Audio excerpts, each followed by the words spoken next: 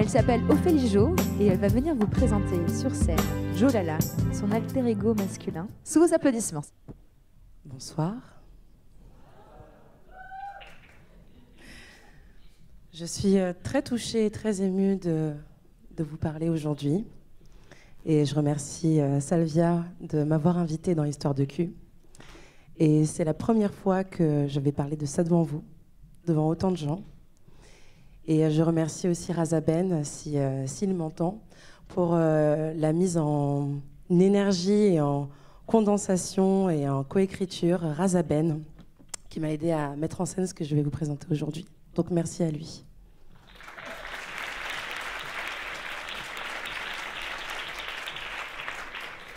Alors, histoire de cul. Moi, je ne vais pas vous parler de cul tout de suite, je vais vous parler des casseroles qu'on a au cul. On a tous des casseroles, donc c'est-à-dire qu'on a tous un passif. Et si on prend en compte ce passé, on peut un peu mieux... Merci, avancer. Bon, ça va, ça a un peu pris partout, je pense qu'on est sur la même longueur d'onde. Donc on peut avancer un peu plus si on a conscience de notre passé. Moi, depuis le début, je sais que je suis foutue. Je suis lesbienne depuis le début. Donc à la maternelle, j'avais 2 copines, les prémices du polyamour, du frotti-frotta, on est bien... Voilà, donc je savais déjà ce que je voulais très tôt, donc je suis ascendant Capricorne, voilà, et je suis Scorpion, et j'aime ça, donc je ne me prive de rien, et j'y vais à fond. Mais j'ai eu une phase exploratoire dans Hétérotopia. Hétérotopia, qu'est-ce que c'est? J'ai tout essayé, les talons, les résilles, les robes, la lingerie, les cheveux longs, le make-up, être passive, laisser le mec choisir, le missionnaire, l'étoile de mer, tout. J'ai tout essayé. La levrette aussi, celle où tu dis pas c'est super et tu dis pas que t'as mal. Voilà, j'ai tout essayé. Je vois des mains faire ça et tout ça. Ouais, ça veut dire je plussoie dans le voilà. Donc oui, vous plussoyez, j'ai plussoyé avec vous et voilà. Donc Hétérotopia, c'était ça pour moi. J'ai tout essayé. Et j'ai même essayé le truc dans Hétérotopia, je vous laisse deviner. L'hétérodare. L'hétérodare, qu'est-ce que c'est? Doute. Doute. Doute. Doute.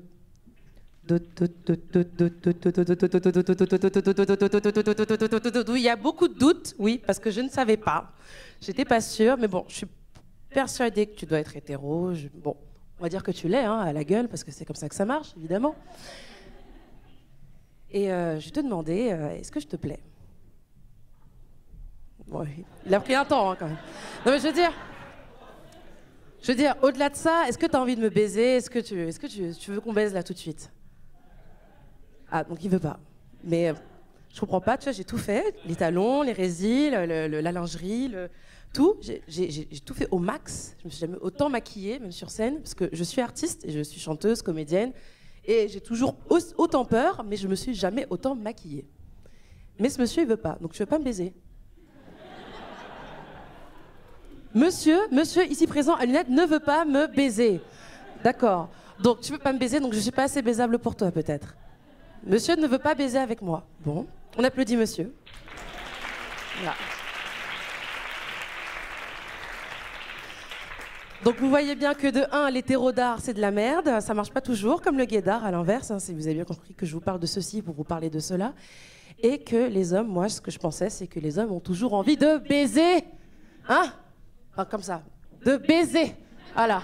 Tu vois, je pensais ça au départ. Je pensais que tous les mecs avaient envie de baiser. Voilà. Et donc je me suis pris une claque dans la gueule parce que tous les mecs que j'ai rencontrés quand j'ai été dans Hétérotopia ne voulaient pas baiser avec moi. Je vous promets, le beau bout que vous voyez là, je fais un petit tour sur moi-même, ne voulaient pas de moi. Je vous promets. Tous les mecs que j'ai rencontrés sur 10, ils ne voulaient pas de moi. Ça commençait plutôt bien. Hein. Pourtant, par exemple, avec Kevin, le premier, il avait une odeur tellement agréable que je voulais me rouler dedans. Et grâce à lui, j'ai appris, je vous jure que c'est pas des conneries, j'ai appris que tous les mecs ne puaient pas. Moi, je pensais que tous les mecs puaient. Mais je viens de l'Esboland, hein. Donc voilà, je pars de loin. Après, j'ai rencontré Maxence, mais il me faisait des bisous sous les aisselles, c'est devenu mon kink. J'adore ça. Et avant, je pensais que les mecs n'embrassaient que sur la bouche et qu'ils étaient là. Et ils savaient faire que ça, je vous promets. Je pensais vraiment que c'était que ça, quoi. Je pensais que c'était ça ou ça, comme ça. Mais c'est tout. Je pensais vraiment qu'il n'y avait que ça. Et grâce à lui, j'ai découvert un kink, les bisous sous les aisselles. C'était un truc de ouf. Et puis, j'ai rencontré Yann aussi. Alors Yann, avec lui, j'ai connu la passion. Je devrais dire la patience. Parce qu'on a fait des trucs sexuels un petit peu gentils, mais sexuels quand même, au bout de 6 mois. Et je vous rappelle que je suis scorpion. Je suis scorpion, lune en scorpion. Voilà, donc non, je peux pas attendre 6 mois en fait, c'est pas possible. À un moment donné, ça me pique en fait, tu vois. Donc il m'a rendu ouf. Et j'ai kiffé ça, j'ai kiffé. En fait, j'ai kiffé attendre. Donc j'apprends que les mecs ne puent pas tous. Je découvre d'autres endroits à embrasser avec d'autres zones érogènes que j'ignorais grâce à un gars qui est vachement doux. J'apprends la patience avec un gars qui me saute pas dessus directement et où je saute dessus. Donc voilà, mais celui qui m'a fait vraiment bouger mes frontières intérieures, il s'appelle l'allemand.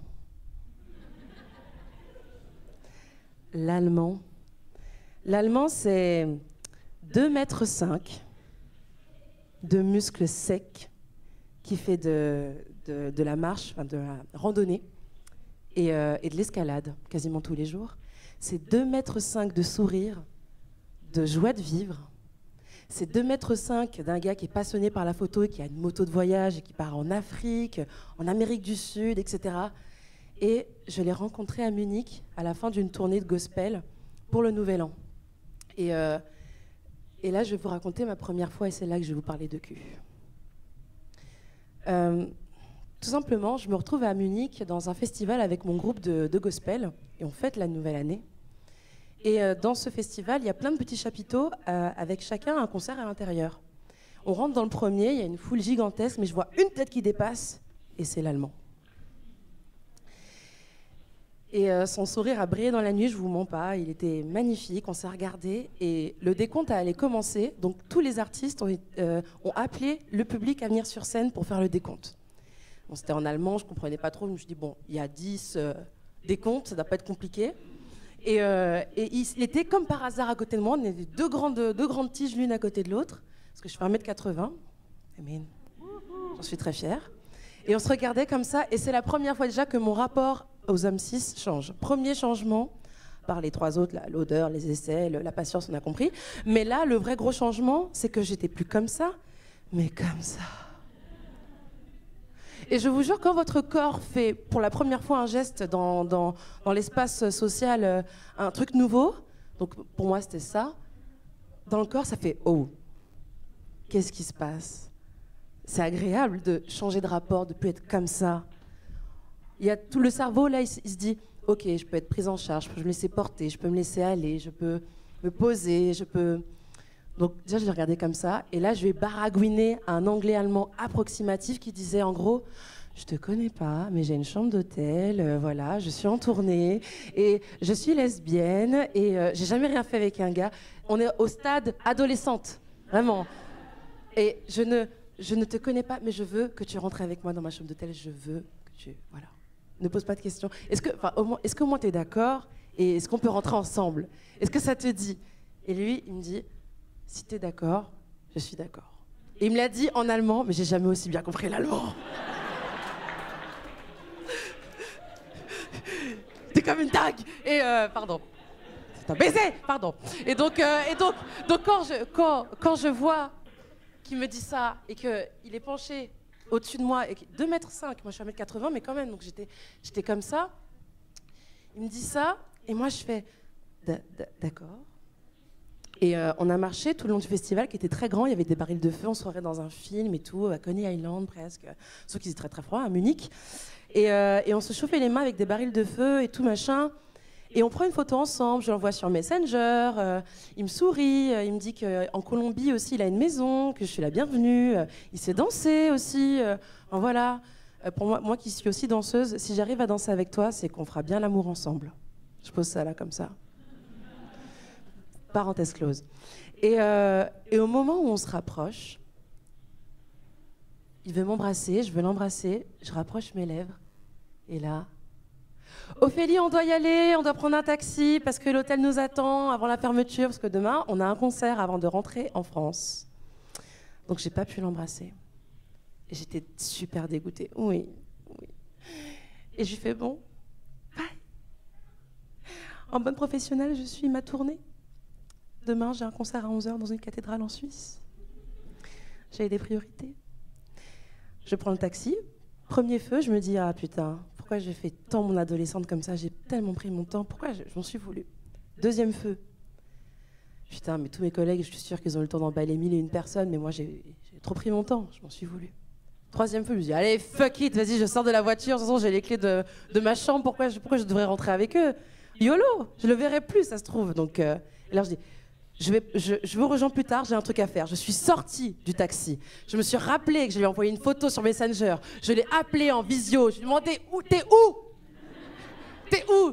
T'es où? Il me répond juste, j'aurais voulu te dire au revoir correctement. Là, je prends mes chaussures dans mes mains, je cours jusqu'au festival comme ça, je cours vraiment comme une dingue.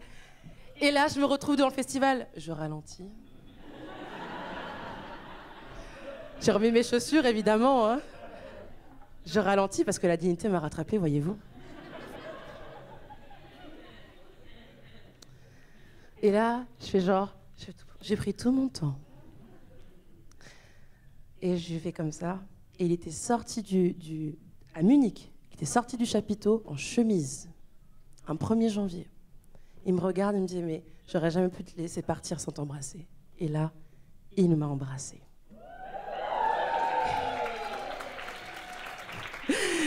Je lui ai mis mon gros manteau de fourrure sur les épaules, qu'il a accepté. Il n'a pas fait le gros dur, ça m'a encore plus émoustillé. Et là, j'ai commandé un taxi. J'ai dit, ok, bon, ouais, c'est bon, on va pas niaiser. J'ai pris le taxi.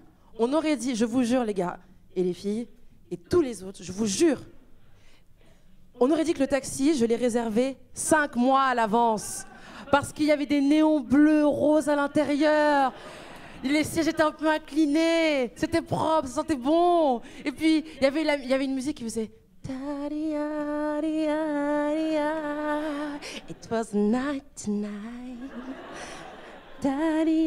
Alors, vous savez que la chanson que j'avais avant, quand aucun mec ne voulait de moi, c'était plutôt Ziggy. Il s'appelle Ziggy. Bon, vous connaissez la suite. C'était pas pour... Franchement, les gars ne voulaient... Je vous jure, quand je dis ça encore aux gars, ils disent, quoi, toi? Non, sérieux. Ben voilà. Et là, c'était ma night à moi. Bon, je mets la clé dans la serrure. Et quand je mets la clé dans la serrure, ça bloque. La porte ne veut pas s'ouvrir. Et le temps que ça bloque, j'ai eu le temps de me poser une question. Parce que jusque-là, j'ai pas beaucoup réfléchi, en fait. J'ai tout fait par instinct. Et quand la clé bloque, ça me laisse un petit quart de seconde pour penser, il y a un mec à côté de moi, je ne le connais pas. Je vais le faire rentrer dans ma chambre. Il va se passer un truc et je ne sais pas ce que c'est. Et il n'y a jamais personne qui allait là où il va aller. Et c'est un mec cis hétéro. Et j'ai toujours été lesbienne sans jamais me poser de questions parce que je sais que c'est moi. Et qu'est-ce que je fous là avec un gars en 1er janvier, quoi? Comment je commence mon année, là, sérieux? Donc, excusez-moi. La clé se débloque le temps que je finisse de me poser la question. Je le fais rentrer. Il se met debout. Il me regarde, il me fait un grand câlin. Et là, je lui dis, je vais dans la salle de bain. Je vais dans la salle de bain. Et on pourrait penser que la chanson que j'ai dans la tête encore, c'est This is the night tonight. Non, c'était pas ça, c'était Qu'est-ce que je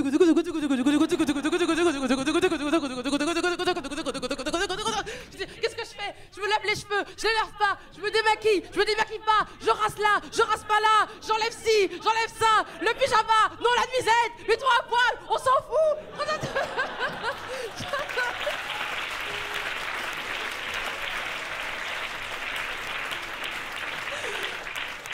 Je savais plus qui j'étais, où est-ce que j'étais, pourquoi voilà, je savais, voilà, je savais plus. Alors, j'ai opté pour la version classique, hein, douche, pyjama. Je me suis démaquillée un petit peu, j'ai laissé un peu le rímel, genre j'ai pas un regard bovin, j'ai un regard un peu cat size, genre. Et je suis sortie, il avait pas bougé, il était comme ça. Ça c'est la Dutch quality, ça c'est l'allemand. Ça les amis, I have a testimony, les Allemands sont très classe. Tant que tu t'assois pas, ils s'assoient pas. Je vous jure que c'est vrai. Je vous jure, il était resté comme ça. Du coup, il me fait un gros câlin encore et là il me dit dans l'oreille, écoutez bien, I will take a shower. Et là j'étais là, en plus il est propre. Alors là, jouissance intérieure de oh là là il est propre, vous voyez d'où je viens. J'avais encore une petite pensée que les mecs étaient crado. Les mecs c'est hétéro bien sûr, j'ai toujours une haine un peu sous-jacente, voilà, un peu latente. Et quand il me dit ça, ok, il est dans la salle de bain, je peux respirer, me poser, l'attendre dans ma tête. Voilà, ça c'est la guêpe hein, pour la culture générale, c'est le titre de la guêpe. Et quand il est arrivé, ça s'est fini comme ça. Comme si de rien n'était, j'étais là sur le lit comme ça. Alors pendant toute la tournée, j'ai eu des chambres incroyables. Il faut savoir qu'on a fait toute l'Europe de l'Est et c'était incroyable. L'Autriche, la Suisse, la Slovaquie. C'était des chambres insane. Très grandes chambres, très grands lits, queen size. Qu'est-ce que j'ai eu pour le dernier soir? Une petite chambre de bonne. Avec pas un lit, une place, mais un lit, une demi-place. Et lui fait 2,5 m et moi je fais 1,80 m. Voilà, donc c'est un peu compliqué. Il n'avait pas d'autre endroit que se mettre que sur moi.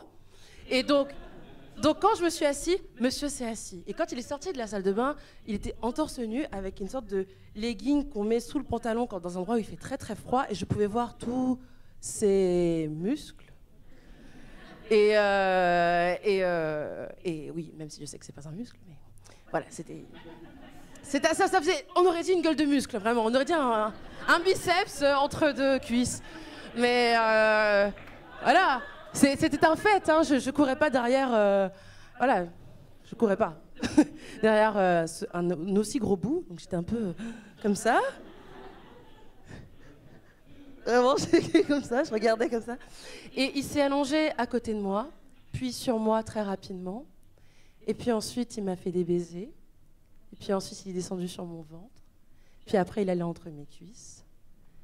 Et puis là, il m'a fait un cuni comme jamais on m'a fait. Et quand je me suis penchée, il me souriait. Et j'ai vu sur son dos un énorme tatouage de tortue de mer. Et c'est mon animal totem.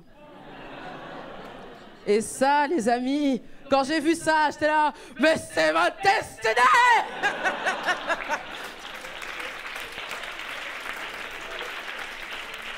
J'étais là, mais évidemment, il était là depuis le début. Mais vraiment, c'était ça, tu vois, c'était l'évidence. Et c'était super bon. Et là, qu'est-ce que je lui dis? Je lui dis, ah vas-y mon gars, vas-y, je te veux en moi, pénètre-moi, j'en peux plus d'attendre, j'en peux plus. Depuis que je t'ai vu, déjà, je mouillais dans mes collants, dans ma jupe, déjà, donc vas-y. Et donc là, j'ai dit, vas-y, prends un condom, dépêche-toi. Et puis, il a foutu sa capote et tout, et là, je le sens devant moi, puis je le sens à l'entrée de moi. Et là, je le regarde dans les yeux. Il m'a demandé 3 fois si j'étais prête. 3 fois. Et j'étais, mais oui! Amine, oui, je suis prête. Et là, il vient. Et j'ai une crampe. Qui est partie de l'orteil jusqu'à la cuisse. Et pour ceux qui sont spirituels, j'ai eu la crampe du côté droit. Et qu'est-ce que le droit signifie? Par la droite, le père, le masculin. Voilà, j'ai eu une fucking de crampe tout le long de la jambe droite, côté masculin. Quand la crampe est passée, je lui ai dit, vas-y, recommence, ça va le faire, je suis prête. Il me disait non, parce que tu m'as dit que si je rentrais dans ta chambre, petit détail que je vous ai pas dit, c'est que je devrais partir à 9h vu que tu as un concert à 11h et respecter ça. Je dis non, je suis prête. Il me dit non, tu vas dormir, tu en as besoin. Et on n'a pas fait l'amour. Et on a dormi. Il m'a dit, tu sais, si on se réveille avant mon départ, et que moi je suis OK et que toi aussi, on peut retenter. Il devait partir à 9h. On n'a pas mis de réveil parce qu'on s'est écroulé de fatigue. Moi, à 8h. Je me suis réveillée, mais vraiment comme un suricate. Et je l'ai regardé, en fait, mon clignement d'œil l'a réveillé, clairement. Et il a dit, Are you okay? J'ai dit oui. Et il m'a dit, Me too, perfect. Il s'est remis entre mes cuisses, il m'a fait un cuni de ouf. Et après, il m'a dit, See you next time.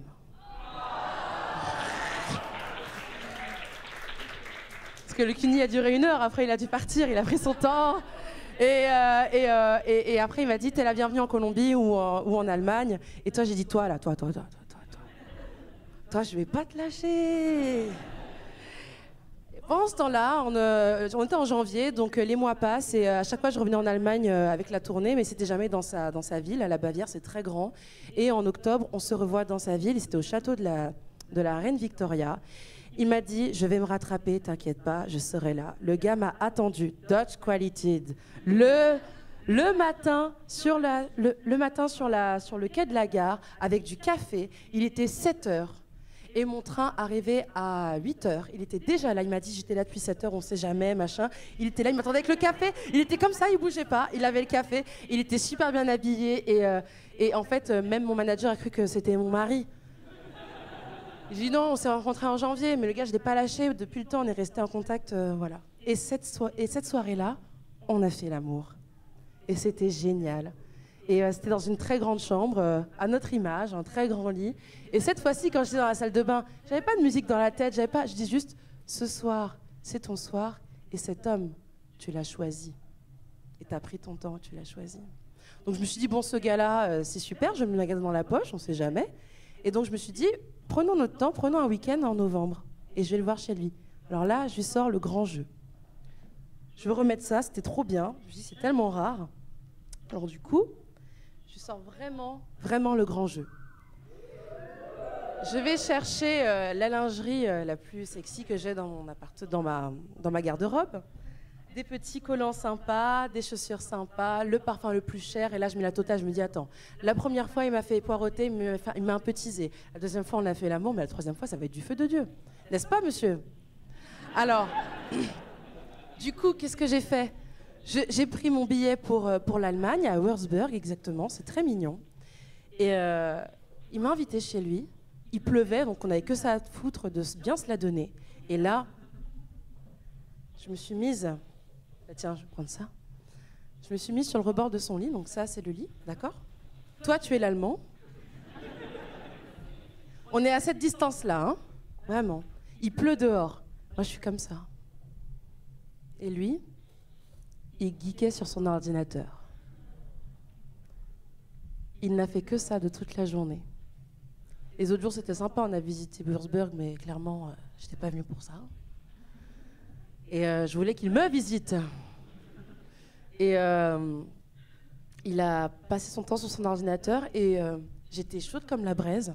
J'en revenais pas. J'ai vraiment été surprise. Et je me suis demandé pourquoi il m'avait fait venir, alors qu'il ne m'a pas fait venir. Et il m'a dit, 1 heure avant que je m'en aille, il m'a dit, bon, bah, ton train, il va pas tarder, donc faut que tu te rhabilles et il faut y aller, en fait. Donc, voilà. Et ça a été une pilule très, très dure à avaler. Et j'étais très excitée, j'étais tendue comme un string, que je n'avais pas sur moi, évidemment. J'avais pas de culotte à ce moment-là, mais c'est tout. Voilà. La sensation était là. Et je suis tout simplement... Je me suis levée comme ça. Je l'ai regardé, parce qu'il m'a parlé de dos. Hein. Là, ma blessure du rejet, de l'abandon, tout ce que vous voulez, là, ça m'a bien piqué au bon endroit. Je l'ai regardé. Et je me suis déplacée vers la salle de bain. Et comme j'étais super excitée et que je voulais pas lui sauter dessus, le branler avec ma chatte et le déranger dans son dernier achèvement de mage 9400 sur WoW, World of Warcraft, le saint World of Warcraft, qui est apparemment plus bonne que moi, je suis allée dans la salle de bain, je me suis regardée, je me suis posée sur son bidet et je me suis branlée comme jamais. Vraiment. Et là, je commence à me toucher. Et je me touche et je suis super excitée, donc je kiffe et je me revois encore. Vraiment, il y avait une sorte de miroir comme ça, là d'ailleurs. Il avait un peu cette gueule-là. Et je me regarde et je suis en train de me branler. Et là, ça monte, et ça monte, et ça monte. Et quand ça monte, et là, je me dis, mais ça y est, j'ai compris. Je comprends enfin les mecs cis hétéros.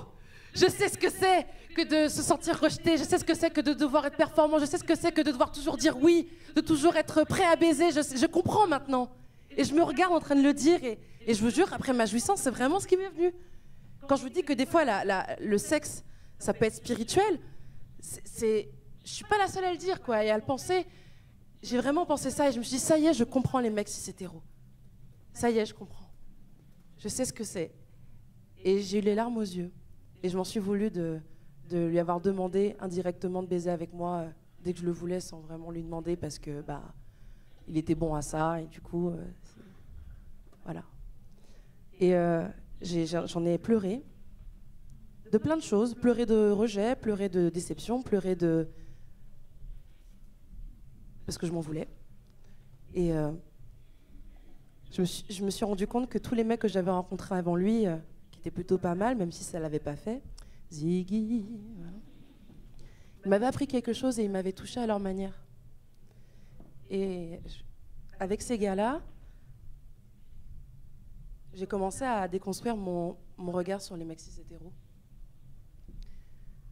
Et ça m'a tellement touchée, et ça m'a tellement plu, ce que j'ai vu chez eux, ce que j'ai senti chez eux, que je me suis demandé si je pouvais, moi, à mon tour, incarner ça à ma manière. Ils m'ont montré qu'il y avait une masculinité que je pourrais bien m'approprier à mon tour et en faire quelque chose. Déjà, ce qui m'a touchée en premier, pour vous reparler de l'allemand rapidement, c'est ses jambes. Quand j'ai vu ses jambes, j'ai vu quelqu'un qui marchait beaucoup, mais par rapport à notre histoire, j'ai vu que c'était des jambes musclées qui m'avaient attendu longtemps, 1 heure avant que j'arrive à la gare.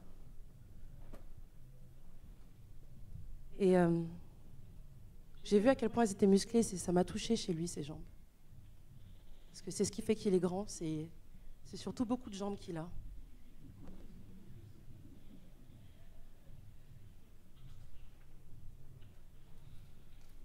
Puis ses pieds aussi qui le supportent. Il a des pieds magnifiques, tel un hibou comme ça, bien agrippé au sol, parce que c'est un grand marcheur.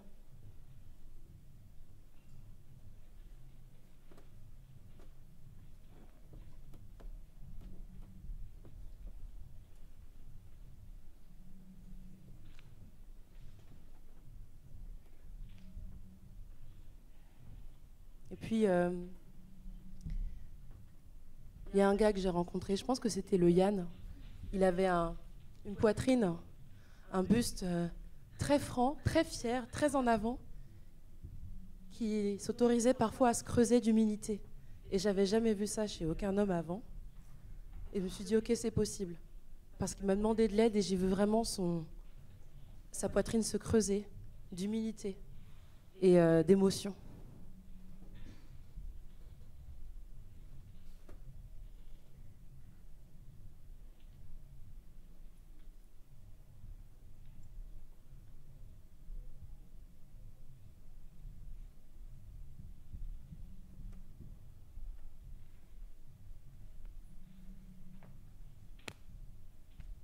Ceci n'est pas un placement de produit.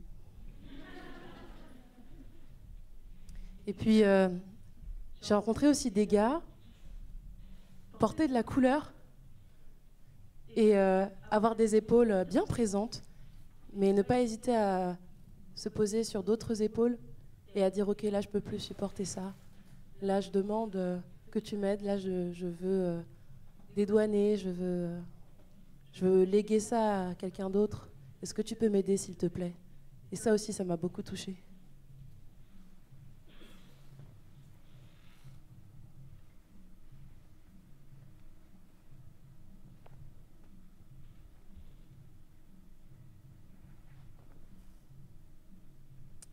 Et puis,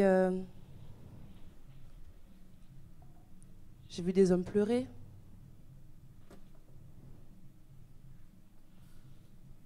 J'ai vu des hommes être coquets aussi et sourire. J'avais jamais vu ça avant. Et je me suis rendu compte que ça aussi, je voulais l'incarner à ma manière.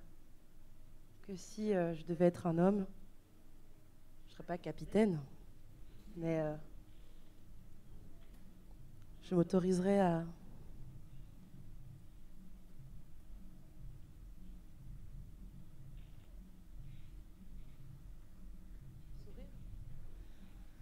et à parler, à communiquer.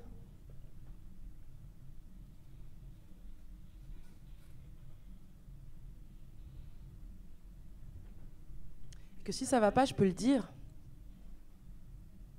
Et que je suis pas obligée de tout savoir. C'est même plus excitant de pas tout savoir.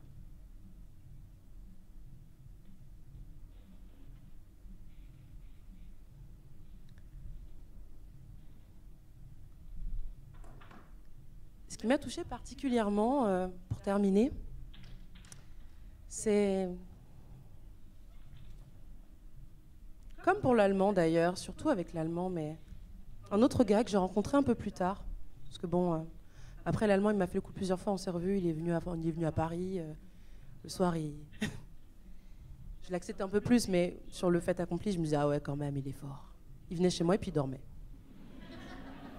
Il sait! Il le sait, il le sait. Du coup, il en joue. Mais à chaque fois, je suis là, propre, bravo. Mais voilà, avec l'allemand et puis avec d'autres, j'ai remarqué un truc. C'est sa capacité à se servir de son sexe autrement.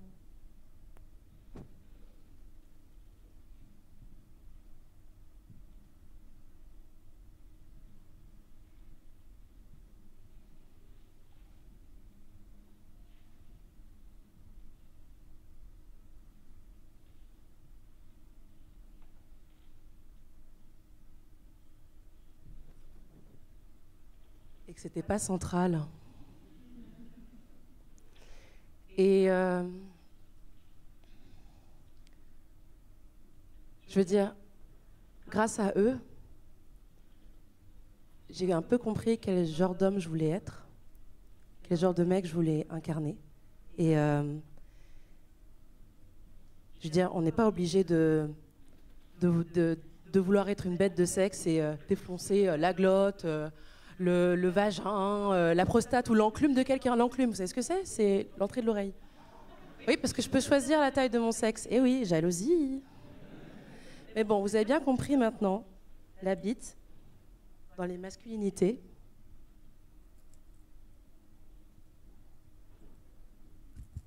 c'est optionnel. Merci beaucoup.